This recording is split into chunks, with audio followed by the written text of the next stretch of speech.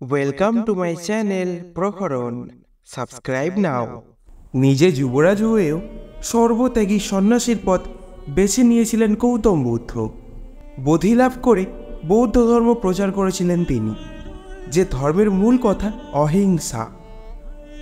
নিজের সারা জীবন ধরে মানুষের মধ্যে দয়া ও অহিংসা জাগানোর জন্য নিরন্তর সাধনা করেছিলেন গৌতম বুদ্ধ।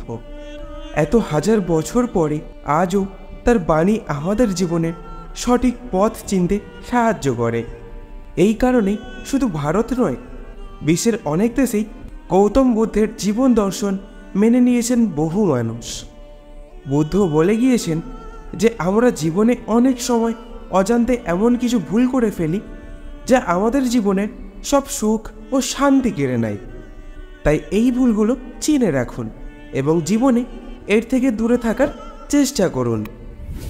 গৌতম বুদ্ধের যেসব পরামর্শ আজও আমাদের জীবনে অপরিহার্য, সেগুলি হলো অনেক সময় আমরা নিজেদের জ্ঞান জাহির করার জন্য উপদেশ ও পরামর্শ দিয়ে ফেলি। যাকে দিচ্ছি তার আদৌ সেই পরামর্শের প্রয়োজন আছে কিনা তা ভেবেই দেখি না। এভাবে কিন্তু আমরা নিজেদের পাণ্ডিত্য নয়, বোকামি প্রকাশ করি। তাই আগে দেখুন যাকে উপদেশ দিচ্ছেন তার সত্যিই এর কোনো প্রয়োজন আছে কিনা। দু রকমের মানুষ অন্যকে উপদেশ দিয়ে থাকেন। এক, যারা অনেক বড় বড় কথা বলেন কিন্তু সামনে থাকা মানুষের মনে সেই সব কথার কোনো প্রভাবই পড়ে না। আর অন্য ধরন হলো যাদের একটা ছোট্ট কথা সামনের জনের হৃদয় আন্দোলিত করতে পারে।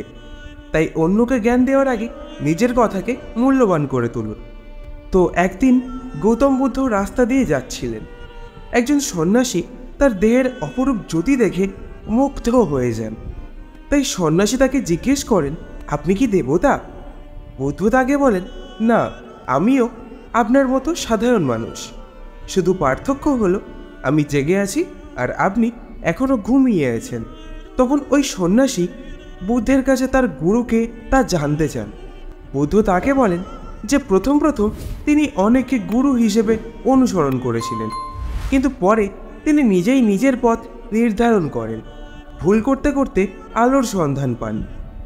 এই কথা শুনে ওই সন্ন্যাসী বুদ্ধকে অহংকারী বলে মনে করেন।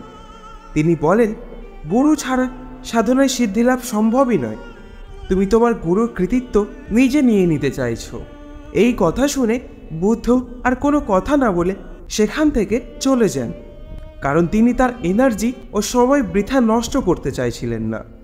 তিনি বুঝেছিলেন যে ওই সন্ন্যাসীর সঙ্গে আর কথা বাড়িয়ে লাভ নেই। এই কাহিনী থেকে আমরা এটাই বুঝতে পারি যে পরামর্শ তাকেই দেওয়া উচিত যার সেই পরামর্শের প্রয়োজন আছে।